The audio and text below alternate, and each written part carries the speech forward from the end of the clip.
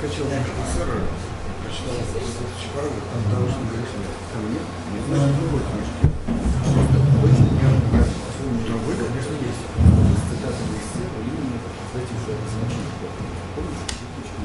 Это стандартное значение.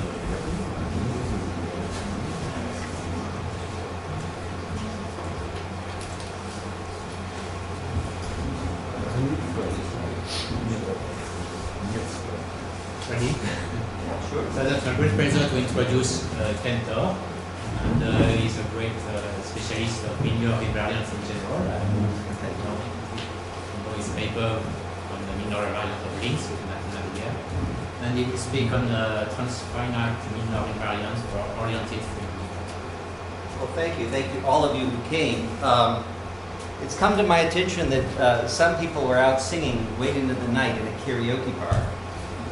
For those of you who were among those who wandered into this room, sat down, and are thinking maybe you made a mistake, right? If you want to leave right now without feeling bad, all you have to do is come up here and sing for us. Anybody want to do that now? Okay. I'm going to give a mostly introductory talk today. Talk about some history, define a few basic things. It's really, you know, I don't know how to say it more sincerely, quite an honor to be speaking here. I'm at the periphery of the subject, of course, and my talk will be, for those who know my work at all, and my talk will be a bit at the periphery of the subject of this conference. I hope by the end of the second talk I'll have said enough of interest to people here that they'll feel it was worth it, I hope. But I have to say that the quality of the mathematics and the exceptional presentations that have been given here is a pretty intimidating act to follow. So I'll just do the best I can. I think the most important thing is, by the way, my apologies for no title before I got here. I wasn't sure at all what I would speak about, or whether I would talk on two different topics over 2 days, or just try to talk in more detail on one topic or whatever. And I just didn't get the title in. I know that too many people talk about the important topic TBA. So, okay, so transfinite invariance of oriented three manifolds. So the most important thing I can say today is to give credit to my co-author on this work, Jay Chun-Cha, or my co-researcher. We haven't written the paper yet, or haven't finished completing the paper yet. So let's look at the title a minute to give you some idea of where I'm going, okay? So Milnor invariance. I mean by this what people call Milnor-Mu-bar invariance. They go back to Milnor's some of his very earliest work. That is, this is a collection of invariants associated to each positive integer or each term of the lower central series of the link group. They're associated a finite number of integer-valued invariants to a link called Milnor's invariance. And probably most of you have at least seen this before. And that's what this is going to be about. And the underlying problem is a problem that goes back to Milnor's original work. He talked about transfinite Milnor invariance. That is, most of the questions that Milnor asked in his original paper have now been solved. Not all of them. Most of them have now been solved, although there's still an enormous amount of work being done, people generating still a fair number of papers dealing with Milnor's invariance. But there's one question in particular which still sits unresolved, or partially resolved at best, and that is, well, you know, I said that for every finite integer, or rather for every term of the lower central series of a link group, you have a finite collection of invariants called Milnor's invariance. But groups have a lower central series subgroup associated to every ordinal number, not just the integers. Right? And so Milnor asked, paraphrasing what he asked, I mean, are there transfinite versions of his invariant? Now, I think the actual question he asked was how you extract invariance out of the link group modulo the intersection of the lower central series. But I think if you read his papers and think about what's been done, I think this is a reasonable interpretation of what he was sort of a modern and reasonable interpretation of his original question. So this question goes back to Milnor's original work. Are there transfinite versions of Milnor's invariance? And I have to say that I've devoted an awful lot of my life to understanding Milnor's invariance. I mean, they go back, I mean, when I was a first-year graduate student, I wandered into the library. I was, I sort of thought of Milnor as one of my great mathematical heroes, and I wandered into the library to figure out what one has to do in their PhD thesis to turn out to be John Milnor. So I looked up this paper, and I read it carefully and tried to understand it and study it a little bit. And it was very impressive, you know. I mean, this is work that was still active. A lot of people, I knew about the work a little bit. A lot of people were still thinking about it. Some of the great mathematicians, not theorists, people like Levine and Massey had thought hard about these problems, and there were still lots of questions people were asking. Nonetheless, I do remember not being overwhelmed by what I saw. It was somewhat elementary. It was beautiful mathematics. I thought, gee, you know, if that's what one has to do in their PhD thesis to become a Fields medalist, there's hope for all of us. It was several years later that I actually had a reason to look at the work again. I found out I was doing things related to it, and discovered it was his undergraduate thesis. So I guess if I'd only done the work I did on Milnor's invariants, maybe as an undergraduate or something, I don't know. Okay, so transfinite Milnor invariants are what I'm going to talk about, and I said I've thought a long time about this problem, and I still haven't resolved it. And so one thing one does sometimes when one can't solve the problem one wants is one asks, is the problem a special case of a much more general problem? And if I look at that more general problem, will it give me insights to the one I really want to solve? Now let's not, be deceptive about this. The problem I want to solve is the existence of transfinite Milnor invariants for leads. I don't know that I think it's a particularly important contribution to be able to extend them to three manifolds. But the hope is that if I understand at the level of three manifolds, I may be able to say something more. And the goal of this, one of the goals here is to actually make sense of the idea of transfinite Milnor invariants for general three manifolds, orientable closed three manifolds, and to show that in that world, transfinite Milnor invariants do exist, and in fact can be non-zero. Okay? You can distinguish manifolds with it. So that sort of summarizes it. I guess a good place to begin is to do a lot of background and let you know, what, in case you haven't seen them before, what Milnor's invariants really are. I think a lot of you probably know these well enough that this is going to be a little bit dull. So let's talk about the lower central series of a group. In particular, I'd like to extend that to the transfinite lower central series.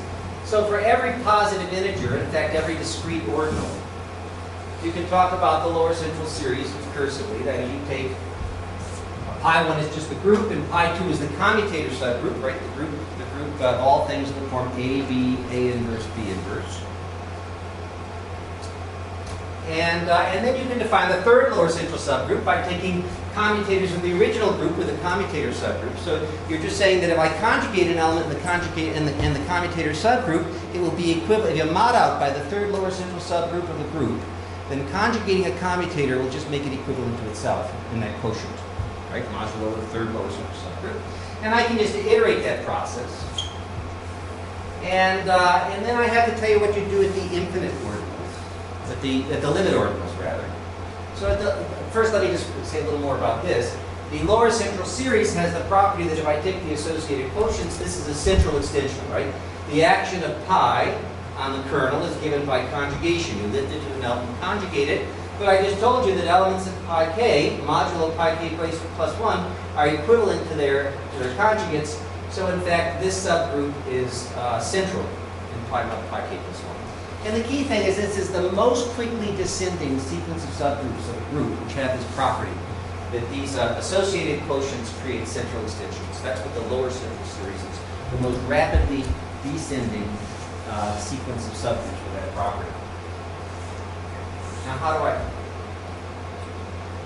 do I define the transfinite lower central series?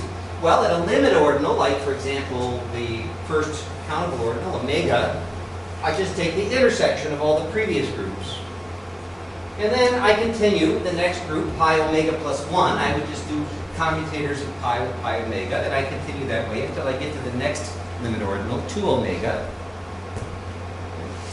Now, this is all pretty elementary. Probably everyone is, familiar with the lower central series, but I can't do anything in this talk if you don't at least know this. So are there any questions about this? Is there anything I need to clarify about this? I'm going to give you an example of a group with a long lower central series, since it may seem a little odd and unfamiliar to you if you haven't thought about it before. And it's not a free group, right? For the free group you get... The free group is residually nilpotent, that is the intersection of the pi omega is 0. That's right. That's So I guess that's a result of Magnus work. So any questions? Okay, so let me give you an example. So this is a little dull. I know it's a little dull in combinatorials, but it's worth seeing it just once so it doesn't seem so strange. So by a commutator AB, I'll use the convention that it's AB, A inverse, B inverse. And then we can talk about the Heisenberg group. The Heisenberg group is a group which has center the integers. And if I mod out by the center, I get the free abelian group by 2 elements. So it's a central extension of Z by Z squared. And here's a nice presentation. Notice in this group, ST is central, that is, it commutes with every element of the group, so it's a normal subgroup. It generates a normal subgroup isomorphic to Z. And if I mod out by that subgroup, if I kill the commutator ST, I just get the free abelian group by 2 elements. So that's the Heisenberg. And what I'm going to do is I'm going to take a quotient of that. I'm going to take the element, the commutator, and I'm going to kill the third power of that. I could do any odd power, and this would work, but I'll just do the one example. And then I'm going to let the integers act on this group just by inversion. It takes S to S inverse, it takes the generator T to T inverse. And one can check that in this group, if it does that, then it actually gives you an automorphism of the group, but it fixes the commutator ST. It's a little computation you can check. And so I can take, if I have an automorphism on the group, I can take the semi-direct product. If you're uncomfortable with the notion of semi-direct product, here's a straightforward presentation for it. It's generated by U, S, and T. S and T are central. The cube power of the commutator ST is trivial. And U acts by conjugation on S and T by negation. It takes it to its inverse. Okay? So there's a group, and I claim that this is a group whose lower central subgroups have length omega plus 1. That is the omega group is non-zero, but the omega plus first group is zero. So let me show you that. It's an easy computation to check. So again, I wrote the presentation up on top again. And here's a very elementary, well-known old relation that you can just check by writing it out. If I take the commutator of A, B, and C, I get the commutator of BC, and the commutator of AC, and one other term. But if BC is a central element, that term vanishes, right? Anything commutator with a central element is trivial. And so I just get that ABC is BC times AC. And now that's assuming that BC is central. Now let's suppose I take the element T in this group and I conjugate by U. So UTU inverse is T inverse. So UTU inverse T inverse is T to the negative 2. And then I conjugate by U again, I get T to the 4th, and I keep on conjugating by U until I get T to the 2K. But mod 3, right? Mod 3. Why am I modding by 3? You know, this is what happens when just before a talk you change your slides. Okay? I shouldn't have done that. That should be T to the 2K. And so what I wrote down isn't quite right here. Let me fix it. And then I'll fix it in my notes later. If I do several conjugations k times by ut, I get t to the positive or negative 2 to the k. Not t to the positive negative 2 to the k, not t to the positive negative. And now I take st, which has order 3, and I observe that if I take st to the 2 to the k, that's just equal to st. Well, let's see, I use this relation again and again, so that's the same as st to the 2 to the k. But because st has order 3, that's just the commutator of st to the plus or minus. But this, I just showed you, this t to the 2k is in the kth lower central subgroup. So this is in the k plus first lower central subgroup. And so what I've shown you is the commutator of st is in the kth lower central subgroup for every k, so it's in the intersection of the lower central series. It lies in the intersection, but possibly we have lots of other things. Yeah, I'm just showing you there. I'm just showing you that's true, but I'm just. So, and what if we have lots of other stuff? I guess I'm not showing you that, but there isn't in fact. You computed there isn't. This is it. This and its powers are it. It's a central element, and it generates the omega term for lower central series. I didn't make that clear here. If you mod out by conjugates of st, of course, you get something that's trivial because this is central, and therefore gamma omega plus 1 is 1, and gamma omega plus 1 at least contains z mod 3. As Vasilis pointed out, I haven't shown it's equal, but it is actually isomorphic to z mod 3. I could do any odd number. I could take st to the k for any odd k, and I would get an example of a group that has length omega plus 1. Right? Now, a little comment on this that isn't quite obvious. If I take a look at this lower central series, I actually love the reason this is true. If I take a look at the lower central series, I get this sequence of subgroups indexed on all of the ordinals. Are people comfortable with what I mean by the ordinal numbers? People know more or less what the ordinal numbers are, right? Okay. So if I take this sequence of subgroups indexed by the ordinal numbers, well, eventually it's going to stabilize. Eventually I'm going to find some ordinal such that pi lambda is equal to pi lambda plus 1. And the reason this is true, there's no real reason for me to tell you this except that I really love this fact. The reason it's true is because of a hidden axiom in the definition of a group that people never think about.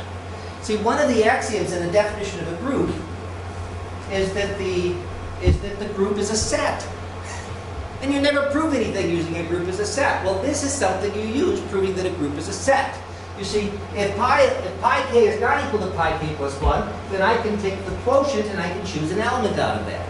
So if I can do that for every ordinal, I have a subset of the group, and 1-to-1 corresponds to the class of ordinals. But ordinals aren't a set. Ordinals don't form a set. And that's why it has to stabilize. So it's sort of an interesting question to think about. What can you prove about groups? Right? Using the axiom that groups are sets. Well, here's at least one thing. A descending sequence of groups like this has to eventually stabilize. It's true of the commutator series as well, for instance. Can't you construct an analog of Vasiliev invariance which would have ordinal orders of omega plus 1 and so on? Well, of course, I think the answer to that almost has to be no. Well, it's not. It has to be no. The answer is I believe not. I don't know, but it's a great question. You know, absolutely great question. And then what would you mean by transfinite type invariance and things like that? And in fact, I think these questions are underlying everything I'm talking about. I will, in a mention about some things I'll say at the very end. It's a gret question. But I think the actual answer to that has to be no. After all, there's a universal finite type invariant, and it's known that the invariants, finite type, integral valued finite type invariants are invariants of concordance. But they're for knots, for concordance. Well, for links too, for string links you can do it too. And those that are invariant under concordance are known to be, are all known, integral valued ones are all known to be just numbers invariant. But maybe for some three manifolds. I'll talk about some of this as I go on. It's a great question. Thank you. Okay.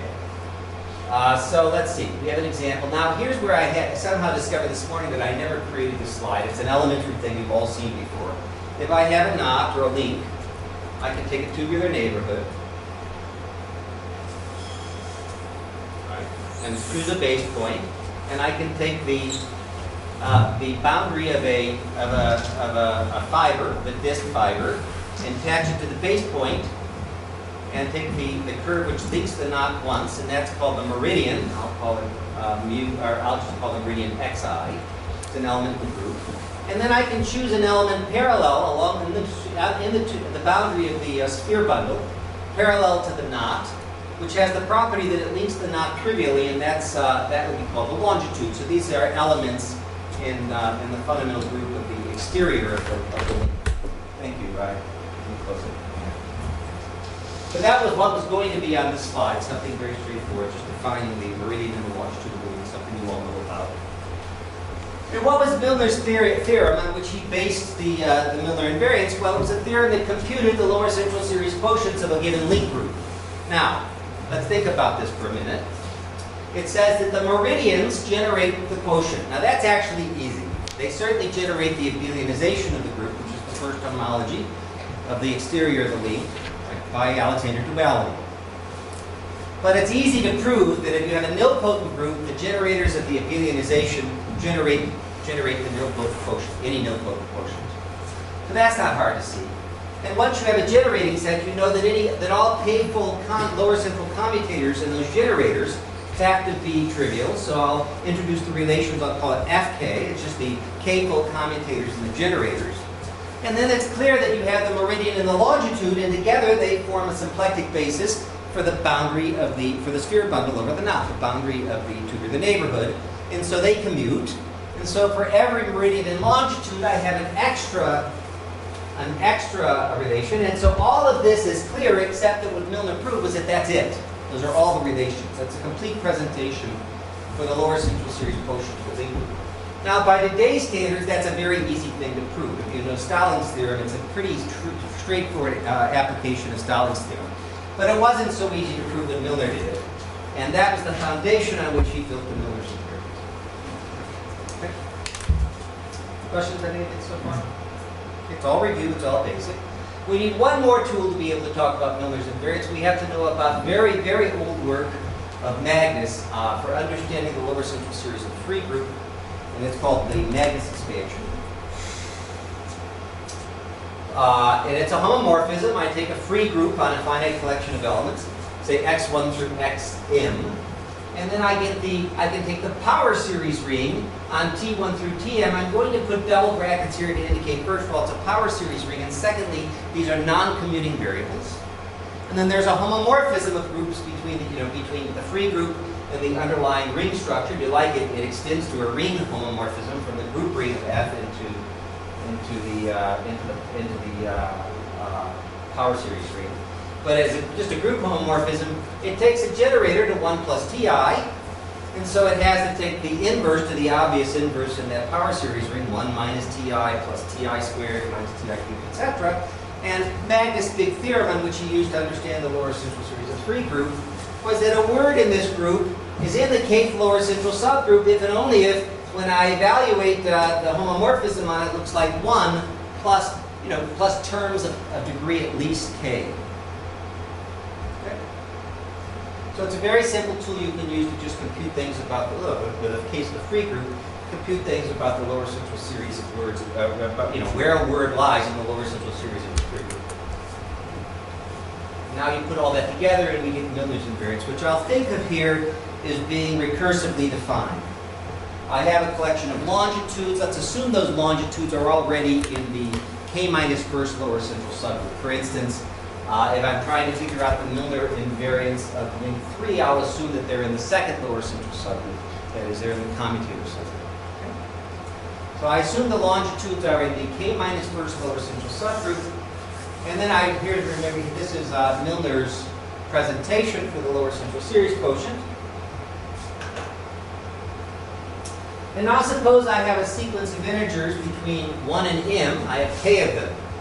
Then I take the last of these and I take a look at the longitude with that corresponding to that index, the iota kth longitude, and I evaluate the Magnus expansion on that, and that's a power series. And I take a look at the terms, I take a look at the coefficients of the polynomial. Do I have everything here? Let's see. I take a look at the coefficients, mu bar of iota 1 through iota k, are the coefficients of the monomial t iota 1 through iota k minus 1 of the Magnus expansion evaluated on iota k. Okay. So that was those are the Milnor invariants. They're integral value invariants. Now, if one chose, I should make clear, I take that longitude and I have to write it in this group as a word in the generators. Right? It's only in the nilpotent quotient that the meridians generate. Now, I could choose a much higher order lower central subgroup, and then I could write this as a longer word. Lambda iota k is the iota k longitude is a longer word in the generators, modulo say pi k plus 10 or something, and I might get higher order Milnor invariants, but they turn out not to be so well defined, and one has to do problems with indeterminacy to figure out what they really are. They might live in a cyclic group or something. We'll think of it as a recursive process. I try to find the Milnor invariance of link 2. If they vanish, I look at the Milnor invariance of link 3, and we'll just continue up the process. I think that's the way we'll think of Milnor invariance here.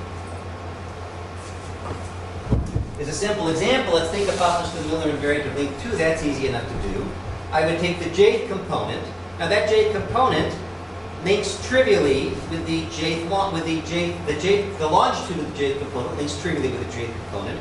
So it doesn't, if I write it in a word, it doesn't involve xj. Right? And so I take a look at the coefficient of ti, and all that is the homology class of the jth longitude in the exterior of the ith component, and that's the linking number. So the Milnor invariants of link 2 are just a linking number of the pair of components, and of course I have such a thing for each pair of components. And of course, there are lots of relations. We know that the linking number of kj is kj, ki, for instance. And there are relations among the Milnor's invariants, and they're well understood now, although in Milnor's time, one of the questions that people had to struggle with that he asked was what are the possible relations between his invariants. Okay, so I've defined Milnor's invariants. Classical Milnor's invariance includes questions and all that before I go on? You said well understood. Is there a complete list of relations? Yes. They all arise from a certain type. Yeah, there is a list someplace of relations, but it's not so complicated. Yes. The main thing was to figure out the number of Milnor invariants of the given links up to independence. And that was solved. Actually, I solved that years ago. Okay, so Milnor's theorem says that in fact the Milnor invariants of link less than or equal to k vanish precisely when the longitudes lie in the k central subgroup. That's almost a tautology if you understand, if you think about the definition. And then that's true if and only if the map, which I have a loop for every meridian, so that gives me a map for the free group into the link exterior. And that's true if and only if that gives you an isomorphism through link k plus 1. One more than the vanishing of the links. If you look back at the presentation, if this is in the kth lower central subgroup, if this is in the k minus first lower central subgroup, this is a k-fold commutator, and this looks like, therefore, modulo k-fold commutators, all of these relations go away and you get the free nilpotent group. Okay. So you get that shift of dimension 1 here, or shift of index 1 here, and that's Milnor's theorem. Okay, so Milnor's invariants are in fact link concordance invariants, and that was proven by Stallings. He considered if one considers the class of 3 manifolds given by zero surgery on links, and one asks when they are homology concordant. It turns out that he proved that if we take a look at the zero surgeries on links, that the homology cobordism, that the Milnor invariants are in fact the Milnor invariants of the link L are homology cobordism invariants of the 3 manifold, which is surgery on L. That is, if 2 links have zero surgery, which are homology cobordant, then they have the same Milnor invariants. That was a consequence of Stallings' theorem, and a fairly easy one. The corollary of that, by the way, homology cobordism just means I have a cobordism from M to N, which looks to homology theory like a product. It may not be a product, but it looks like a product. And he showed that, in fact, Milnor invariants are concordance invariants of the links as a corollary of this theorem. And then Barnatan, Rohr, and Xiaosong Lin independently showed that Milnor invariants are, in fact, finite type invariants of string links.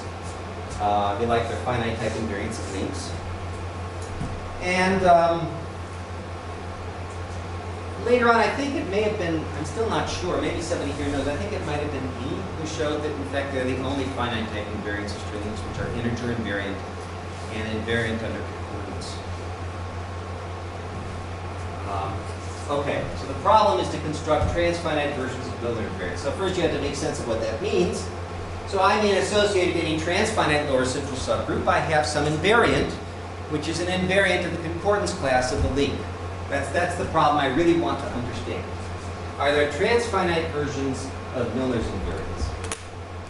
And looking at some relevant facts, Stallings showed that for finite terms, this again is a corollary of Stallings' theorem, if two manifolds are homology concordant, for instance, if 2 links are concordant, then the lower central series quotients of those 2 groups, the fundamental groups of n and n, are the same, or isomorphic. But that turns out to be false, very false, for the transfinite lower central series. And that was a theorem I proved with Jae-Chun Cha. It was on Kirby's problem list as a problem that was posed by Cochran and Friedman. And it turns out it's very radically false. So one might immediately give up all hope of having transfinite Milnor invariants if, unlike the finite lower central series, the transfinite lower central series is not invariant under homology cobordism. But it turns out there's a lot of reason to have hope in the sense that there already are, due to Levine, which was a refinement of an invariant I defined years ago, there is in fact a very good candidate or candidates for transfinite Milnor invariants of links. And I'll be talking a bit about that. It's part of the motivation for how I'll talk about transfinite invariants of three manifolds, Milnor invariants for three manifolds. So they exist, they're realizable. The problem is you don't know if they're non-zero. That is, they live in a group that if we know the group's non-zero, we're done. But we don't know that the group's non-zero. So there's the problem. Okay. Okay, so roughly the statement of the main theorem here, again, this is with J. Chun, is that there's a good notion of Milnor invariance of closed orientable three manifolds, both for finite and transfinite invariants. And furthermore, I can distinguish three manifolds using the transfinite invariance. That is, that there are examples where all the finite Milnor invariants for three manifolds will agree, but the transfinite ones differ. Now, I'll make a much stronger, clearer statement of this later. Of course, the big question everything hinges on is, what do you mean by good?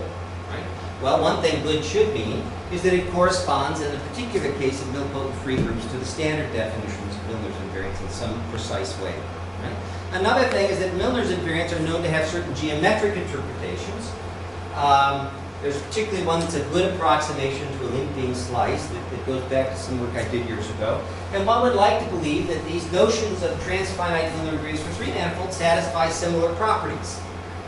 So you'd like to have a justification in the sense that they coincide with what we already know, both in two ways, that they agree with it precisely in a particular case, and that important notions like what it means geometrically for Milnor's invariance to vanish holds in the more general setting. Now, what are the goals for the talk over these next 2 days? Well, first of all, I'd like to define good candidates for finite and transfinite three manifold Milnor invariants, which distinguish three manifolds. That's what I'd like to do. Next, I'd like to state the main theorem more precisely. The existence of, non-trivial transfinite Milnor invariants for three manifolds. And I'd like to talk in detail about what it means to be good candidates, why these are in fact good candidates. So I'd like to talk about how this corresponds to transfinite Milnor invariance for links, and also I'd like to talk about the geometric interpretations. Remember, I said that this was largely an introductory talk to the topic. I'd also like to talk about homology Gabordism classes within a given set of three manifolds with fixed Milnor invariance. Suppose I fix the Milnor invariance. Can I distinguish homology Gabordism classes of things there? I'll talk very briefly about that. This involves tools like Schubert-Gromov-Rowe invariance, the LT signature theorem, the Amino signature theorem, things that are outside of the scope of this conference entirely. So I don't want to dwell on it, but I'll say at least a little bit about this. And then time allotting, which I suspect there will be. I'd like to take some time and give some highly speculative considerations motivated by what I've learned here about how one might go about talking about finite type three manifolds invariance for general three manifolds. And I hope that I have something new to say in this process. I mean, it won't be a completely unfamiliar story, but I think I'll have something new to say. Though, like I said, this is highly speculative and there's very little concrete I can say at all. But I'd like to, you guys are class of, you're not going to give me too hard a time if I just say things that are nonsense. And I'd love to learn that I'm saying things are nonsense. So feel free to offer great criticism if I get here and talk about this. I hope I have something to say. We'll see. Okay. Now, so my goal with what I have left today is actually to go ahead and define these finite type and transfinite Milnor invariants for three manifolds. And then we'll continue next time talking about the other goals. So I'd like to get through the first two goals, actually. So let's see. To do that, I have to take one more big distraction here. I've got to talk about Levine's group closure, which plays an important role in being able to do this. In fact, it's exactly why it might be possible to define transfinite invariance of Milnor invariance. So Levine associated to a group something he called the algebraic closure of a group. And to describe that, I first have to tell you what it means for a group to be closed. So a group pi is closed if a certain type of a system of equations, finite system of equations, over that group always has a unique solution in the group. The uniqueness here is a fundamentally important thing in this process. So what sort of equations are these? Well, the xi's are variables, gi's are element of the group, and the ci's are just commutators in the variables. This is So CIs belong to pi 1 or what? No, they're just words. They belong to this group. Ah, I The see. commutator Okay. subgroup Yes, yes, I see. on the variables. Okay? And then you say a group is algebraically closed if any system of equations of this type has a unique solution in the group. Let me give you some examples. Wait. I'll come back to The that. unknowns here are the x's. The knowns, the x's are not. The gi's are the elements of the group. The x's are indeterminates. Yeah, unknowns. Unknowns, yes, the unknowns. I thought I said the knowns, yes. Yes. The unknowns are the variables, that's right. So you'd like to take elements of the group and pop them in place of the xi's and get some equations which you hope would hold in the group. That's what you mean by solution. So let me just give you a simple example. I tell you, it's the first one on the next page, but I'll stay here. Abelian groups. Abelian groups are clearly closed. So let me show you why that's true, right? Any commutator is trivial in an abelian group. Right, exactly. Any commutator is trivial in an abelian group. And I can certainly set the xi's equal to gi. X1 is, I put g1 here through gk here. This is all trivial in the abelianization, and I get a solution. So there's the first example. The next example here, central extensions of closed groups are closed. So in particular, all nilpotent groups are closed. So nilpotent groups are important in this discussion, and they're examples of closed groups. So why is that true? Well, I'm not going to give you a proof, but roughly the idea is you start off with a system of equations over the central extension of a closed group, like for example the third lower simple subgroup, modeled by the third lower simple subgroup, and you push down to the abelianization or to the closed quotient, and you find a solution there, and then you arbitrarily lift that solution, and unfortunately it fails to be a solution, but you can measure it by changing it by something, and it turns out you just rework the equations a little bit and think about it. You can return it into a system of equations over the abelian subgroup, which is in the central extension, and you can solve it there. So you can iterate this process up the lower central series, and all nilpotent groups are closed. Turns out that inverse limits of closed groups are closed. That's not too hard to show. And so in particular, in fact, it's pretty trivial to show. It's all a subgroup of the infinite product, inverse limit, and so certainly it's easy to see the infinite product of closed groups are closed. It's not hard to see that the inverse limit is too. And so, for example, the nilpotent completion of a group is a closed group. Finite groups are closed if and only if they're nilpotent. The reason for that, let me just quickly say, the reason for that is that closed groups can't contain subgroups that look like this. Closed groups cannot contain subgroups n, which are finitely generated and are equal to commutators of n in the given group. And the reason is it's very easy if I have a collection of finite generated group with that property to define a system of equations with more than one solution. One solution of which is the trivial element. Everything is equal to the trivial element. See, I take this element and I write it as a commutator in here. I take a generator, write it as a commutator, and then everywhere I have the generator as part of the words in the commutator, I put xi in there. And what I've done is I've actually written the xi's. Well, then I also have these elements of pi, but I've written the xi's is products of conjugates of commutators in the generators. Not in the generators, in the indeterminates. And then I just take the remaining elements. If I've conjugated by an element g, I just add a new relation, xn plus 1 equals g. And I just add all these. Those are perfectly valid equations.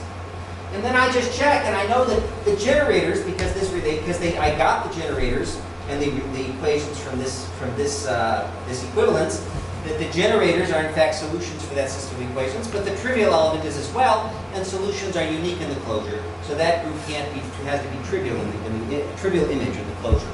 So in particular, if I take a finite group, well, I take the intersection of its lower central series, right? Some finite term of the lower central series where it stabilizes, and that group has the property that it's equal to its commutators in the big group, and therefore it's going to die in the closure. And the closure is the maximal nilpotent quotient of the group. That's another example.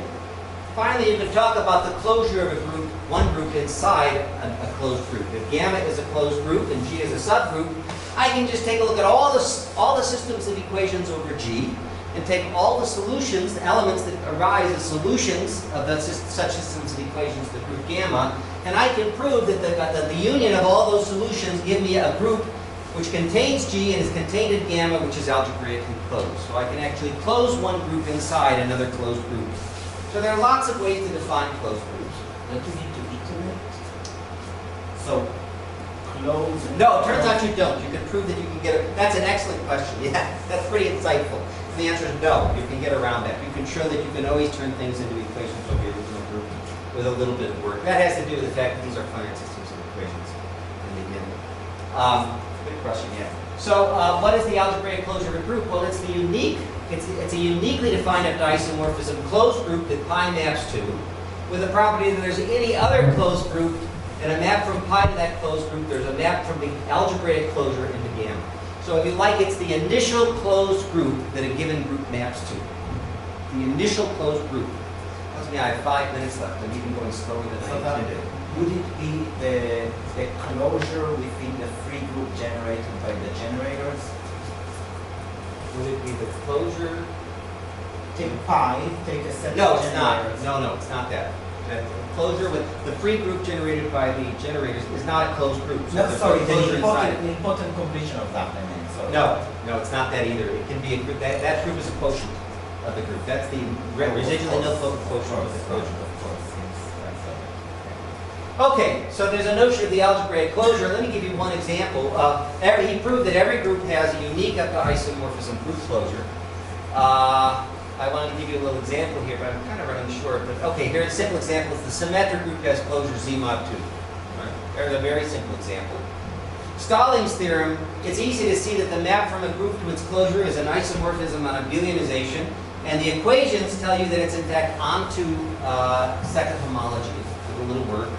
And so in particular, by Stalling's theorem, the group closure and the original group have the same lower central series quotients, but they have different transfinite lower central series quotients. For example, we'll give you an example in a minute of a group which the lower central series is, the intersection of the lower central series is trivial, but that's not true in the closure. Okay, let me give you one example of a group, and I think I'm going to be out of time. And I was hoping to get through the actual definition of the transfinite Milnor invariance for 3 manifolds. But I'll do that. As I said, this was an introductory talk and very elementary. I'll get through everything next time. So let me give you one example of the algebraically closed the algebraic closure of a group that might be a little more interesting. This is due to Cha-Nor. It turns out the techniques that were involved here allow us to understand algebraic closures for pretty much any metabelian group. More generally, they can still very hard and very little to know to understand the algebraic closure of a group. So this group is just the semi-direct product of z squared to z, right? S and t commute, and u conjugates s to s inverse, t to s inverse. So this normal. So the group generated by s and t is normal. So I have a subgroup which is abelian of rank 2. If I mod out by that, I mod out by the commutator of s and t. If I mod out by that, you just check and you see I get the free group generated by z. And so this is which splits. So this is a semi-direct product. And here the z squared, which is the kernel, is acted on by negation in each factor of this matrix. And the theorem is that the algebraic closure of that group is the non-split central extension of z localized 2 squared. This is invert the odd primes squared semi-direct product z by z localized at 2 mod z. So that's a computation. And it turns out this is a group which has length omega plus 1. It's a direct limit of finitely presented groups, and it has length omega plus 1. This is the, in fact, omega term of the lower central series of that group. It's not a finitely generated group, but it's a direct limit of finitely generated groups with the properties that similar properties to the original group. Okay, and Levine also showed that, in fact, given a homology cobordism between n and m, that in fact the closures of these groups are all the same. The inclusions of n into the homology cobordism gives an isomorphism on closure. Again, that's a consequence of the definition in Stallin's theorem. And this is kind of the heart of the whole point. The point is that one can ask, how can the fundamental group of a manifold change under homology cobordism? And Levine's group closure tells you exactly how it will change. If the group can get bigger, it will be reflected in the fact that the group closure is bigger than the original group pi. If an element in the fundamental group can die under a homology cobordism, if the map from the boundary into the homology cobordism has a kernel, that element will die in the algebraic closure. The closure is somehow a measure of how the fundamental group of 3 manifolds can change under its homology cobordism. Okay, so let's see. Let's see. So defining transfinite Milnor invariance of 3 manifolds. Here's what we're going to do. I have about 2 minutes left, so I'll just sort of say a little bit here, and we'll actually talk about this in detail next time. Let's start with a manifold n. Think of that as being like the, there's no, if you're thinking about links, the trivial link is like a base point. You're going to compare everything to zero surgery on the trivial link. But in general, three manifolds don't have an obvious base point. So let's just pick a three manifold. We'll think of how we're going to compare the lower simple series of other three manifolds to the three manifold n. Okay. So let's let gamma be pi 1 of n. And now let's pick an ordinal, which has the property that for the fundamental group n, gamma lambda and gamma lambda plus 1 are not the same. But if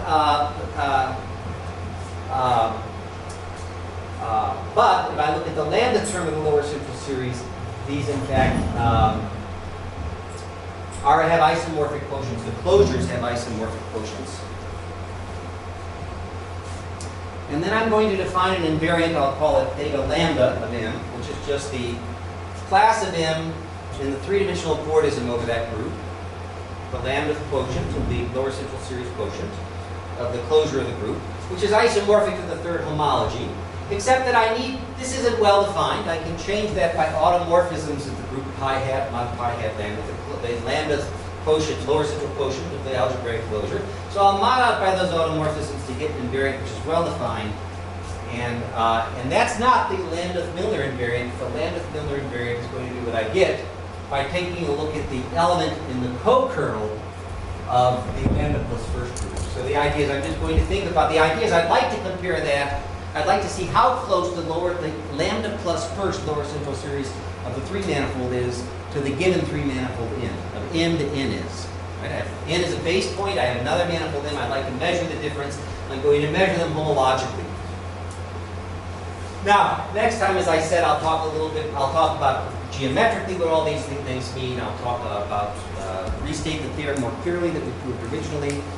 I will talk about sort of the universal Milnor invariant, if you like. And then I hope to say at least a little bit about some questions that I'd like to promote about finite type invariants, or at least might be related to finite type invariants. And more generally talk about how all this might be related to that. Okay? I think I'm out of time.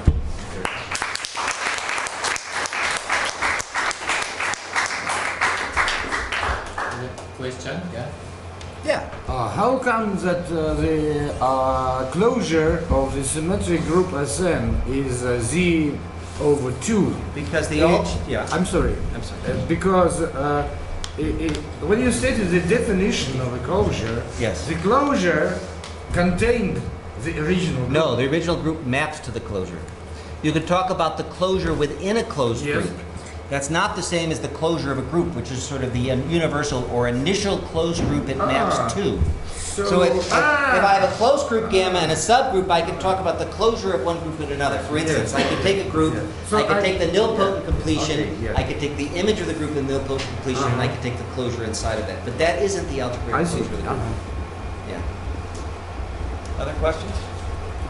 Can you play this game of the smash-up completion of the grading of the lower central series and embedding the group inside this?